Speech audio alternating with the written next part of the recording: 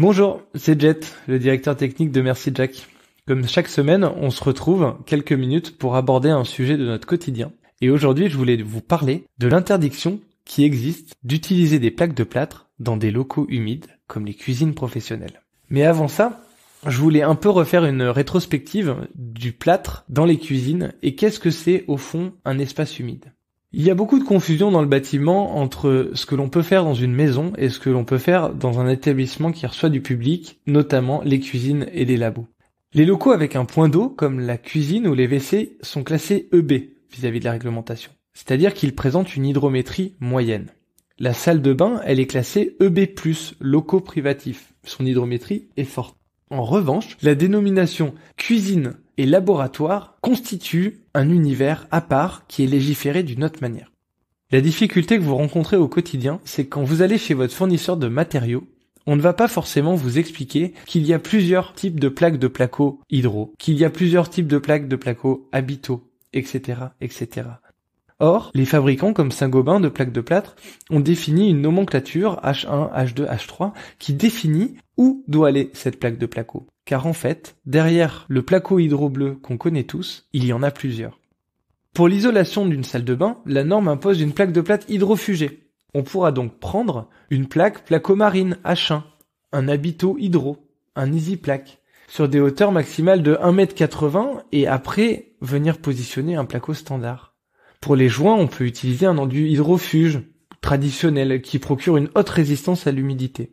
Il faudra faire attention quand même, si on veut installer des meubles sur ces murs, il faudra peut-être plutôt se retourner vers des produits comme Habito, qui facilitent l'accrochage des charges lourdes.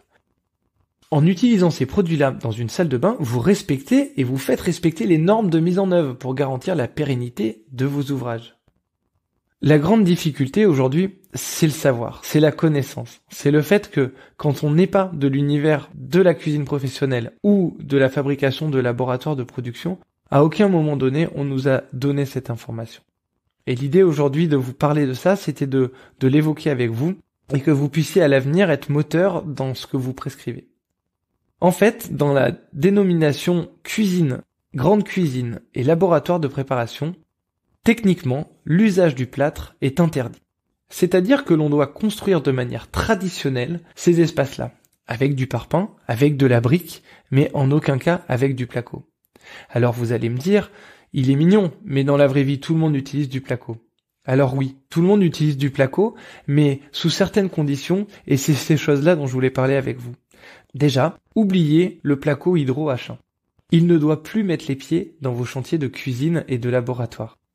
Quand vous irez chez votre distributeur, demandez-lui bien du placo H3, un placo hydro catégorie 3 qui lui présente les résistances à l'absorption nécessaires.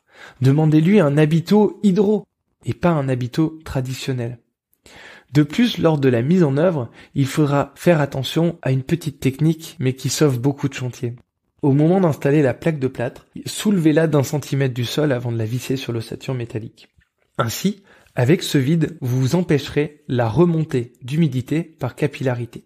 Ensuite, une fois vos cloisonnements réalisés, vous pourrez mettre en œuvre tous vos systèmes d'étanchéité liquide que vous connaissez.